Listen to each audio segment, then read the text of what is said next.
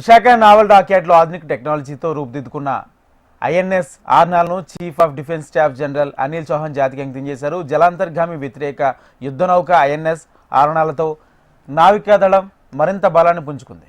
INS Arnold ప్రారంభోత్సవ కార్యక్రమంలో తూర్పు నావికాదళ కమాండర్ ఇన్ చీఫ్ రాజేష్ పెంధర్కర్, నావికాదళం ఉన్నతాధికారులు పాల్గొన్నారు.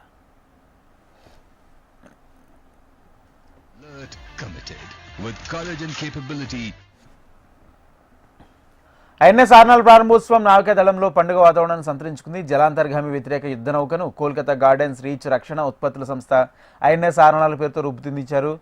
ఆత్మ నిర్భర్ భారత్లో భాగంగా పూర్తి స్వదేశీ పరిజ్ఞానంతో ఐఎన్ఎస్ ఆర్నాల్ యుద్ధ నౌకను సిద్ధం చేశారు.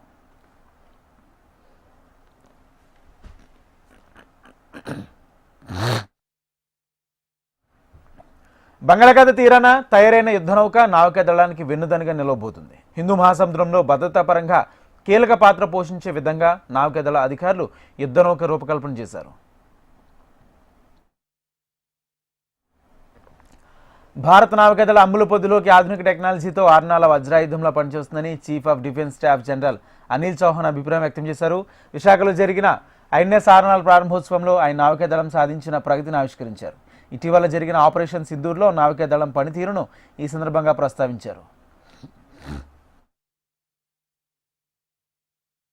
I'm very delighted to be present here today for the commissioning ceremony of INS Arnala, the first of the 16 anti-submarine shallow water crafts to be inducted into the Indian Navy. Friends, most of us are aware that India has earned a stature of being a significant maritime power and has come to be seen as a preferred security partner in the Indian Ocean region by leveraging its strategic location, economic influence, and on the strength and capabilities of the Indian Navy. As we protect and preserve vital sea lanes that are crucial for global trade and energy flows, our naval platforms play a role in maintaining maritime security, countering piracy, and ensuring the safety of our shipping routes.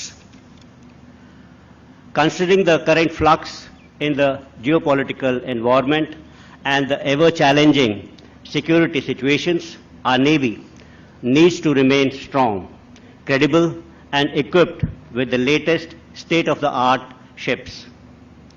During Operation Sindoor, it was a matter of pride that about 40 naval ships, including the carrier battle group, were deployed in the designated area of operations.